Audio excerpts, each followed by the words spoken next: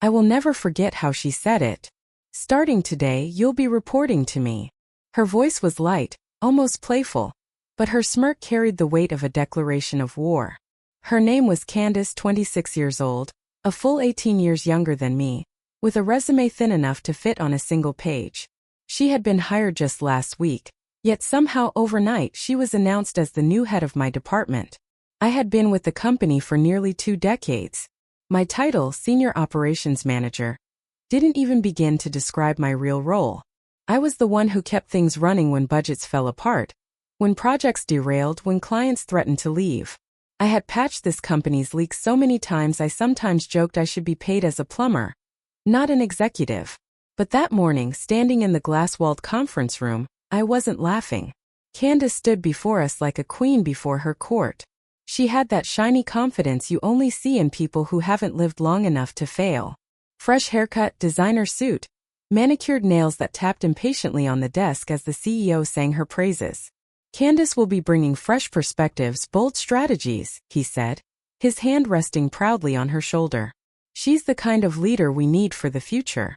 Ally, you'll be working closely with her during the transition. That word sliced through me like a knife. Transition meant being replaced. Transition meant I was the past. I forced a smile even as my team's eyes darted toward me, curious and worried. Of course, I said calmly. I'm happy to help. Inside, though, I could feel my stomach twisting. Candace didn't waste a second. Ally, let's get your workspace sorted. I'll take your office. You can move into the smaller one down the hall.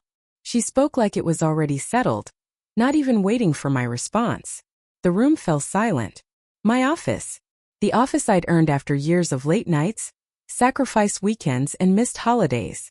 The office where I'd celebrated wins, cried after losses, and built a career brick by brick. I nodded slowly. Understood. My voice was steady, though my hands weren't. By lunchtime, I watched maintenance staff carry out the desk my colleagues had gifted me after we hit record-breaking numbers 3 years ago. My plaques, my framed client letters of appreciation, all dumped into cardboard boxes. Candace trailed behind them, pointing, directing, her heels clicking across the floor like a metronome of arrogance. The bulky desk goes too, she instructed. It's ancient. Ancient? That word stung more than I wanted to admit. When I sat down at my new space, an uneven desk shoved near the supply closet with a chair that squeaked every time I moved, I caught sight of myself in the computer monitor. For the first time, I looked replaceable. My phone buzzed. A message from HR. Please confirm receipt of the attached performance review draft. Confused, I opened it. My stomach dropped. It was a formal performance improvement plan, the kind of document they put in place before termination. Resistance to new leadership, lack of adaptability, reluctance to embrace innovation. I stared at the screen, my breath shallow. After 18 years, they were building a case against me. And then, as if on cue, my phone rang again. Ally? My colleague Howie's voice stammered. Candace has called a team meeting in the Willow Room. Just for department leads. I paused. When? Now, he said. She said it's not necessary for you to attend. Excluded from my own team. No problem, I lied. After hanging up, I noticed another email. This one from Candace, sent to the entire department. Attached was a glossy presentation on growth, strategy, innovation. I clicked it open and my heart pounded. The slides were mine, word for word, number for number. The expansion plans I had drafted 6 months earlier. Market entry strategies for Spain, Portugal, and Greece. Client projections I had spent weeks refining. Proposals the CEO had once called too ambitious. Now dressed up in Candace's logo-heavy template, they were suddenly visionary. My hands trembled as I scrolled through each slide. This wasn't coincidence. This was theft. By late afternoon, I was summoned to Candace's new office, my former office. She leaned casually against my old desk, scrolling through her phone. Sit, she said without looking up. I stayed standing. Finally, she raised her eyes. Your European strategy was well received today. You mean my European strategy? I asked, my voice quiet but sharp. She smiled without blinking. Your research was useful groundwork, certainly, but groundwork isn't architecture. I've elevated it into something actionable. You copied my work, I said. Word for word. That's a serious accusation, she replied smoothly, slipping her phone into her pocket. Especially from someone in your position. My position? She leaned forward, her smile widening. People who stay too long in one place often grow territorial, resistant to change. The CEO understands this transition might be difficult for you. If you can't adapt, ally, then maybe this company isn't the right place for you anymore. The words landed like a slap. I left her office without responding, my mind racing. They thought they'd cornered me. They thought I would break down, beg, or walk away quietly. But as I sat at my cramped desk, one thought crystallized in my mind. They had no idea who they were dealing with, and they were about to find out. That night I didn't sleep. I lay awake staring at the ceiling, replaying every moment of the day. Candace's smirk, the CEO's blind faith, the look on my colleagues' faces as they avoided eye contact. I had given this company 18 years of my life. I had sacrificed dinners with my husband, school plays, family vacations, all for a job that now seemed determined to erase me. And yet, despite the humiliation, I wasn't angry. Not in the way they expected. I felt clear. They thought my power came from a title, a desk, or an office with a view. But my real power was something they couldn't strip away so easily. Memory, documentation, 2 decades of watching, listening, and saving every important scrap of paper, every email, every contract. I kept an external hard drive at home, locked in a filing cabinet, a habit I'd built after nearly losing critical records during a server crash 10 years ago. That habit was about to become my weapon. The next morning, instead of crying in the bathroom or drafting a resignation letter, I went straight to that cabinet. I pulled out the drive and plugged it into my laptop. There they were. Thousands of files, meeting notes, contracts, presentations, financial reports, email backups. A complete shadow archive of the company's history. I spent hours scrolling, connecting dots, cross-referencing proposals with approval records. And then there it was, buried in an old project folder. 6 months ago, I had submitted the European expansion strategy that Candace had claimed as her own. The original file still carried the timestamp of submission to the CEO's inbox. Even better, the follow-up emails where he rejected it. His words were clear. Too ambitious, not realistic. Now, the exact same numbers were suddenly revolutionary under Candace's name. It wasn't just about stolen ideas. This was evidence of something bigger. The CEO's selective blindness, the manipulation of leadership, the rewriting of history. But I wasn't ready to strike yet. Not until I had something undeniable. By week 2, Candace had tightened her grip on the department. She began hosting closed-door meetings with my team, and whenever I passed by, their laughter stopped abruptly. She walked through the office with the confidence of someone untouchable. One afternoon, I overheard her in the break room. Her voice carried just enough for me to catch the words. Ally's a nice person, but she's stuck in old ways. The board sees me as the future. Honestly, it's only a matter of time before she phases out completely. I didn't confront her. I just noted it. Words can disappear in the air, but actions leave traces, and I knew where to look. The next day, HR called me into a formal meeting. My stomach tightened as I sat across from a woman I'd known for years. Ally, we have received concerns about your adjustment to new leadership. We'd like you to sign this acknowledgement of your performance improvement plan. She slid a document across the table. I skimmed it. Cold language jumped off the page. Resistant, outdated, not collaborative. I smiled faintly. Of course. May I take this home to review before signing? She hesitated, then nodded. Yes, but please return it by Monday. I left with the document tucked neatly in my bag. It was exactly what I needed. Proof they were laying the groundwork to push me out. That evening, I worked late at my kitchen table. I built a file, carefully layering evidence. The rejected proposal with its original timestamp, Candace's plagiarized slides, copies of emails showing my authorship of client strategies, the PIP ready to show how they were framing me. And then something else caught my eye. A financial report buried in a shared folder from last quarter. Candace hadn't even been hired yet, but her name appeared in the consultant review notes. She had advised the CEO before the merger was finalized. I sat back stunned. Candace hadn't just appeared out of nowhere. She had been planted long before she walked through the doors on her first day. By midnight, the file was complete, clean, undeniable, chronological. A single document that told the story from beginning to end. The next morning, I walked into the office calm and collected. Candace was already there, rearranging my former office to her liking, barking instructions to maintenance about replacing the blinds. She didn't even look up when I entered. Ally, make sure the Winterman account files are transferred to me by end of day. Oliver prefers working with me now. I placed a folder on her desk. Of course, I said softly. Her eyes flicked down. She opened it absent-mindedly, then froze. Her smirk vanished. Color drained from her face. This is, she stammered, flipping through the pages, each one carefully tabbed and highlighted. She shoved the chair back so hard it scraped the floor. You can't. Without another word, she stormed out of the office, the folder clutched in her hands. I watched her heels strike the floor in sharp, furious beats as she marched straight toward the CEO's office. I leaned back against the doorway, my heart steady. The first shot had been fired, and this was only the beginning. I didn't have to wait long. Within minutes, voices carried down the hallway from the CEO's office. First muffled, then sharp. Candace's voice, high-pitched and frantic. Gerald, the CEO, trying to calm her down. I stayed at my desk, deliberately calm, clicking through emails as though nothing unusual was happening. By the time the door opened, the whole floor had gone silent. Candace stormed past, her face red, folder clutched tightly against her chest. She didn't even look at me. Gerald followed more slowly, his expression unreadable.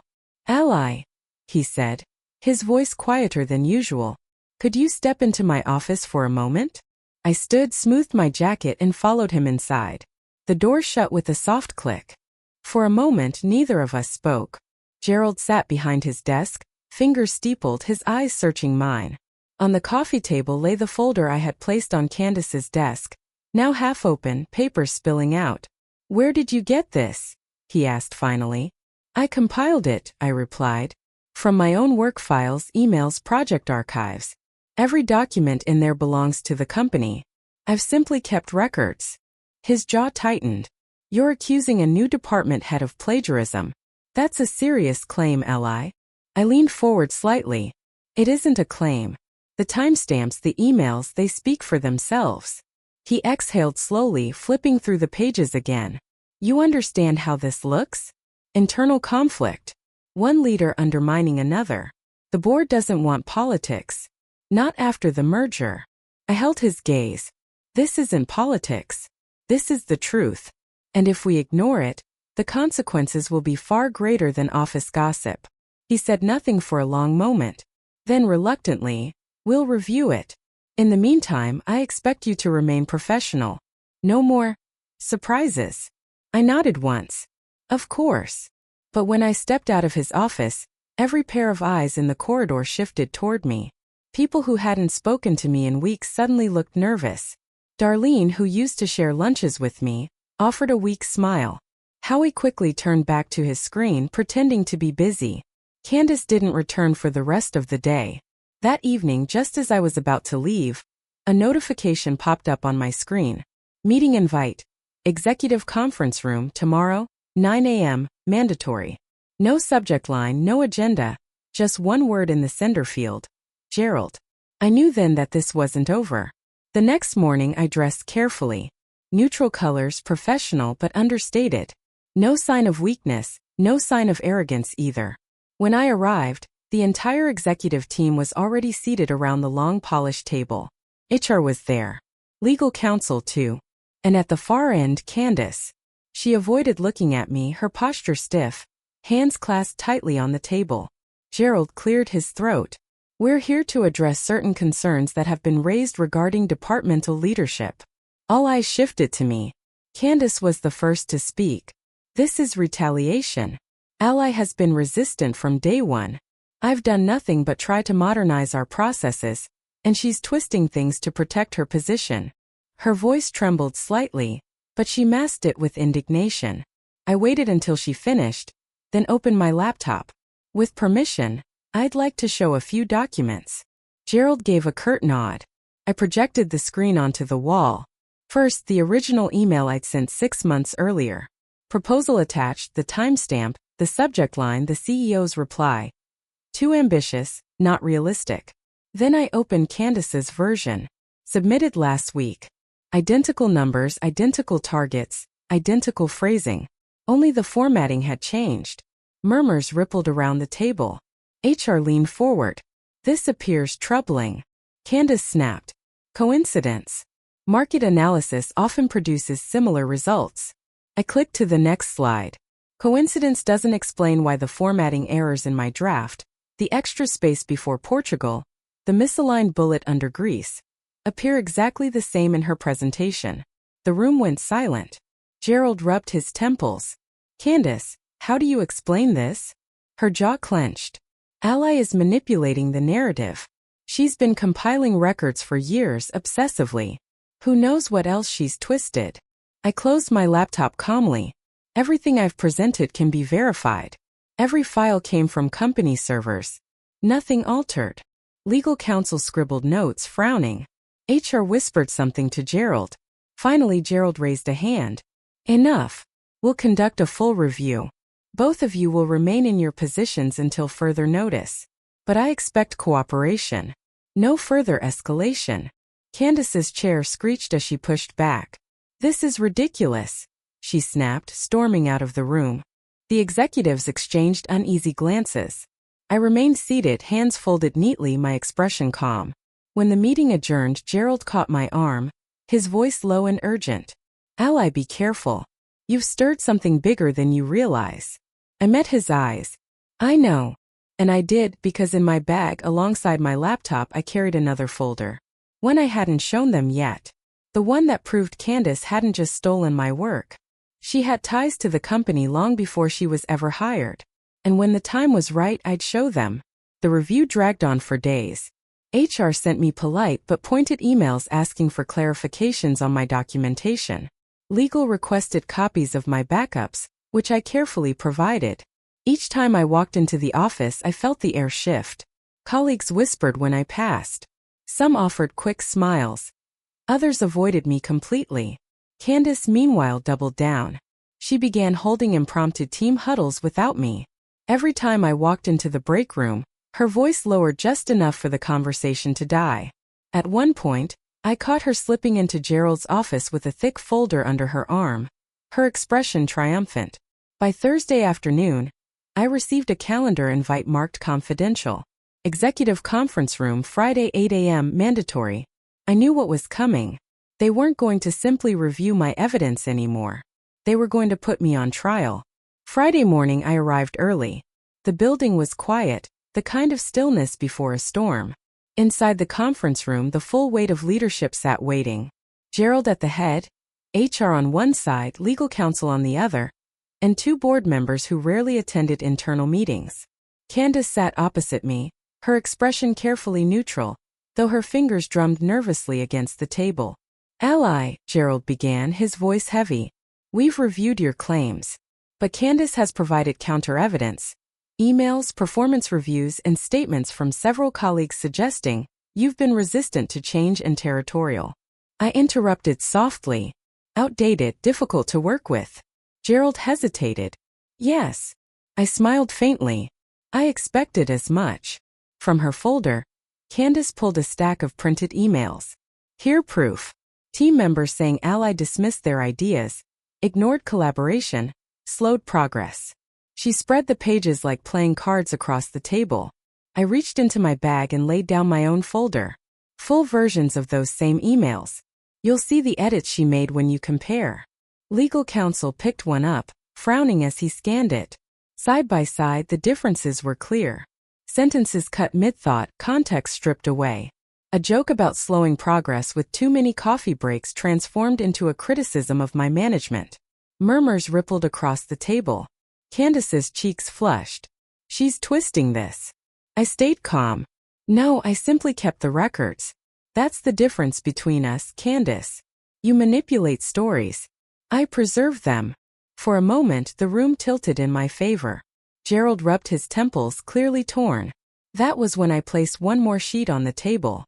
Not dramatic, not flashy. Just a printed contract note from 6 months ago. This, I said evenly, is a consultant agreement. Notice the signature at the bottom. The board members leaned forward. The name was unmistakable. Candace Palmer. She was advising this company before she was hired. I continued. Paid as a consultant during the merger. That's why she walked in on her first day with strategies already in hand. That's why she knew exactly which projects to target. She wasn't a fresh voice. She was groomed for this. The silence was heavy. Gerald's face paled. HR's pen froze mid-scribble. Finally, one of the board members spoke. Gerald, did you authorize this? His throat bobbed. I was told it was a short-term arrangement to assist with market analysis. Without disclosure to the board? Candace slammed her hands on the table. This is outrageous. Ally is fabricating connections because she's jealous. Look at her. She's desperate to hold on to power she no longer deserves. But her voice cracked at the edges. I leaned forward, my tone steady. This isn't about jealousy. It's about integrity. 18 years I've given to this company. Do you think I'd risk everything on a lie? Or do you think maybe the real lie walked in the door wearing a designer suit and calling it leadership? Candace shot to her feet. You don't get to talk to me like that. Sit down, one of the board members said sharply. The room fell quiet again, the air heavy with tension. Gerald finally spoke, his voice weary. We'll need to investigate this further.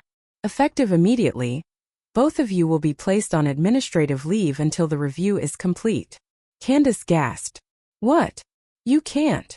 But the decision was final. HR slipped papers across the table outlining the terms. Full pay, suspension of duties, no access to company systems. Candace snatched hers, face burning, and stormed out without another word. I gathered my papers slowly, calmly. Anything else? Gerald shook his head. That will be all. As I walked out, I caught sight of my team gathered by the coffee station. They looked at me with wide eyes, whispers already spreading. But I didn't stop to explain. I had been silenced, yes, but not defeated because I knew something they didn't. Administrative leave had just given me exactly what I needed. Time. And I wasn't going to waste it. 2 weeks on administrative leave felt like 2 years.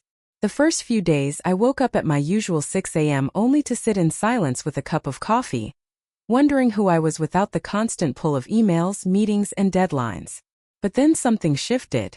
The silence stopped feeling empty, started feeling freeing. For the first time in years I had space to think, to observe, to connect dots I hadn't seen before. I spent my mornings combing through files, not out of desperation, but out of habit, and the patterns became impossible to ignore. Candace's consultant work wasn't just casual advice. She had been in communication with one of our major competitors during the merger. Her name appeared in meeting notes, hidden in footers of documents no one had bothered to check. Payments routed through a market analysis firm that, with a little digging, traced straight back to that competitor. It wasn't just plagiarism anymore. It was infiltration. By the end of the second week, I had built a file so detailed even the most skeptical lawyer would have trouble dismissing it. Emails, payment records, consultant agreements, shell company registrations. A chain of evidence that connected Candace not just to our company, but to the very people who stood to gain if we failed. And still, no word from Gerald or the board. Delays. Silence, the oldest corporate trick in the book. Stall until the storm passes. But I wasn't about to let them bury this. On the Monday of the third week, I put on my best suit and drove to the office. My badge still worked. The receptionist gave me a startled look, but I walked past her without hesitation. The board was meeting that morning. I knew because I'd seen the schedule circulated before my suspension. I walked straight to the executive floor, carrying one slim manila folder. Outside the boardroom, Gerald nearly choked when he saw me. Ally, you can't be here. You're still on leave. I know, I said calmly. I just have one document to submit before you make your decision. The room fell quiet as I entered. 12 board members, HR, legal counsel. Candace wasn't there, though I had no doubt she was waiting somewhere, preparing her next move. I placed the folder on the table. Before you finalize anything, you should see this. They hesitated, then opened it. Inside was a simple one-page summary. Not the whole mountain of evidence, just the sharpest peaks. Dates, payments, shell companies. Candace's name linked directly to the competitor, who had quietly acquired stakes in our firm. The room shifted as they read. Eyes widened. One man muttered a curse under his breath. A woman at the far end rubbed her forehead like she was fighting a headache. Finally, one of the senior members looked up. "Is this verified?" "Every detail," I replied. "And every source is public record. Anyone with patience and a memory could have pieced it together. I just happened to notice what others ignored." The silence stretched until Gerald cleared his throat. His face was pale. "We'll need immediate legal review." "If this is true, it is true," I interrupted softly. "And you know it. You've seen the signs for months. You just chose to believe in a shiny new leader instead of the people who built this company brick by brick." No one spoke. I gathered my bag and straightened my jacket. "You don't need to decide my future here," I continued. "I already have. I'm resigning. Effective immediately." Gasps around the table. Gerald leaned forward. "Ally, wait. We need you." I shook my head. "No, you need someone you respect. And that was never me. You applauded when my work was stolen. You put me on a performance plan after 18 years of loyalty, and you ignored every warning until it threatened your bottom line. I won't fight for a seat at a table where I was never valued." I walked out before they could respond. That afternoon, as news spread of Candace's suspension pending investigation, my phone rang nonstop. Messages from former colleagues, clients, even competitors. Word had gotten out about the file, about the infiltration, about me. One message stood out. "Oliver from Winterman Group. If you're leaving that circus, we'd like to talk. We could use someone with your eye for detail." For the first time in weeks, I smiled. That evening, I sat on my porch with a glass of wine, watching the sunset. The company I had given 18 years to was crumbling under the weight of its own arrogance. Candace would face consequences, maybe even legal ones. Gerald would scramble to reassure shareholders. And me? I was free. Revenge wasn't about seeing her fired or exposing the board's blindness. My revenge was something simpler, sharper. It was walking away on my own terms with my reputation intact, my integrity proven, and my value recognized by people who actually mattered. Sometimes the greatest revenge isn't destruction. It's refusing to be erased, and rising so far above those who underestimated you, they become irrelevant to your story.